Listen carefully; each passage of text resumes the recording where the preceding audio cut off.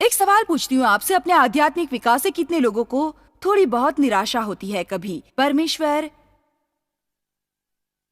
परमेश्वर जब बदल रहा होता है हमें, तब थोड़ी पीड़ा तो जरूर होती है ना? सच तो यह है कि कई बार काफी पीड़ा होती है, नहीं? फिर कई बार तो जब परमेश्वर हमें कार्यरत होता है, हमें यही समझ नहीं आता कि वो कर क्या रहा है।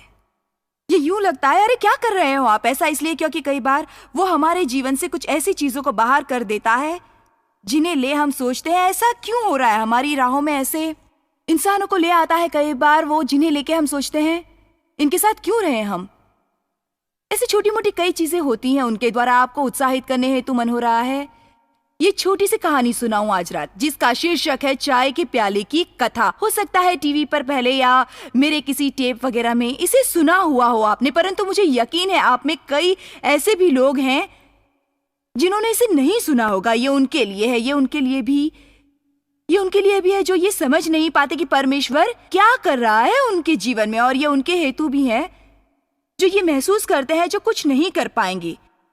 वो सचमुच नहीं जान पाते परमेश्वर क्या कर रहा है। तो कहानी यूं है, एक पुरानी वस्तुओं की दुकान पर एक जोड़ा पहुंचता है एक रोज। वहां एक बेहद खूबसूरत आकर्षक एक छोटा सा चाय का कप दिखाई देता है, एक ऊंचे स्थान पर रखा हुआ। बहुत पसंद आता है उन्हें।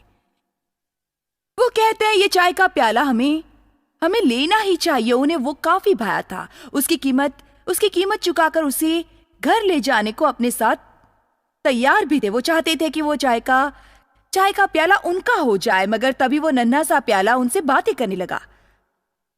उसने कहा, मैं हमेशा से ऐसा नहीं था। एक वक्त था जब कोई मुझे चाहता नहीं था। एक समय वो भी था जब मैं जरा भी आकर्षक नहीं था। सच बताऊं, मेरे जीवन में ऐसा समय भी था जब मैं पुराना, कठोर, मटमैला मिट्टी का ठेला था। जरा एक मिनट के लिए सोचिए, एक चाय के प्याले का आरंभ बिंदु क्या है? कोई आकार नहीं, कोई रंग नहीं, गरम पेच के लिए स्थान नहीं, बस एक सख्त कुरूप बुरी मिट्टी का लौंदा ही तो है ये। मगर एक दिन उस्ताद कुंभार ने उठा लिया मुझे और थपकियां देकर आकार देने लगा। मैंने कहा, रुको, क्या करते हो? पीड़ा होती है, मुझे छोड़ दो यूं ही। उसने सहज भाव मुझे देखा और कहा, अभी नहीं। फिर उसने मुझे चाक पर लगा दिया और मुझे घुमाने लगा, गोल गोल गोल गोल गोल गोल। मुझे चक्कर सा आ गया, मेरी आंखें भी धुंधला गईं। मुझे लगा सब कुछ खत्म हो रहा है मेरा। हर कुछ घूमता नजर आ रहा था, कुछ नियंत्रण के बाहर लग रहा था। मैं चीखा, जाने दो मुझे यहां से। और उसने फिर इतना ही कहा, अभी नहीं। आखिरकार वो दिन आया जब नया आकार प्राप्त हो गया मुझे, और ये नया अवतार मेरा घूमते रहने से ही बना है। वो सारी थपकियां, तोड़ मरोड़, दबाना और नोचना ही मेरे नए रूप का कारण बने। पर तभी अचानक उसने मुझे भट्टी में डाल दिया, जिसके बारे में उसने कहा कि ये तो पहली आग है। भीषण गर्मी थी वहां, इतनी अधिक कि क्या बताऊं। मुझे लगा और बर्दाश्त नहीं होगा मुझसे, किसी राह सहन नहीं होगा। ये अब कुछ नहीं होगा मेरा, मर ही जाऊंगा मैं यहां। मैं चीखा, बाहर निकालो मुझे, बाहर निकालो। मुझे तो लगा था तुम मुझसे प्यार करते हो। रो रहा था मैं, क्यों तुमने मुझे अंदर डाला? उस भट्टी के दरवाजे पर कांच की खिड़की थी जिससे वो उस्ताद झांक झांक कर देख भी रहा था और मुस्कुरा रहा था, मगर बाहर नहीं निकाल रहा था। उसने बस मुझे एक गहरी निगाह से देखा और कहा, अभी नहीं। अंत में दरवाजा खुला और फिर उसने मुझे बाहर निकाला, मुझे और एक मेज पर रख दिया। मैंने कहा, ओह शुक्रिया प्रभु। परंतु नहीं, एक बदबूदार रंग को हर तरफ पोतना शुरू कर दिया उसने। मेरा ये सुंदर नीला रंग जो आप देख रहे हैं, मैंने कहा, बदबू आ रही है जिससे घुटन होती है। इसकी खुशबू पसंद नहीं मुझे, बंद करो बंद करो बंद करो बंद करो बंद करो। पर फिर वही उत्तर सहज भाव से, अभी नहीं।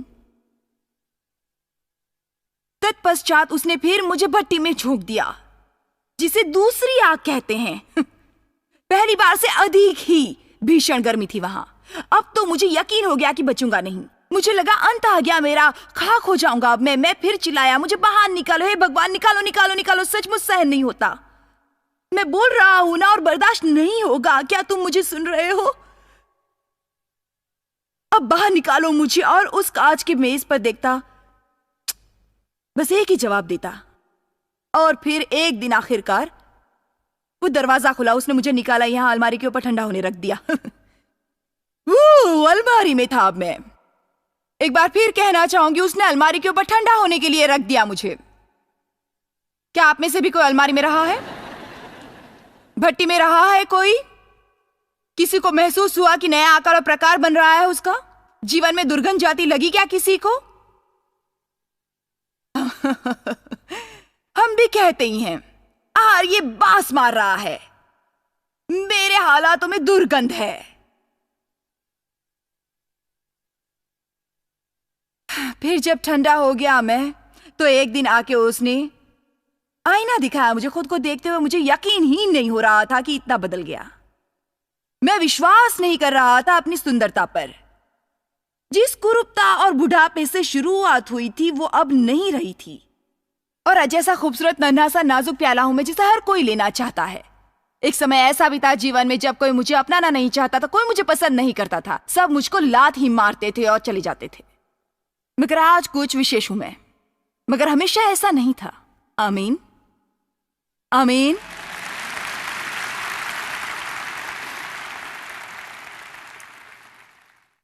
आज रात मैं आपको भी यही प्रोत्साहन देना चाह रही हूं कि आप भी कुछ से कुछ हो सकते हैं। सिर्फ करना यह है कि हिम्मत नहीं हारनी है, बाकी परमेश्वर करेगा।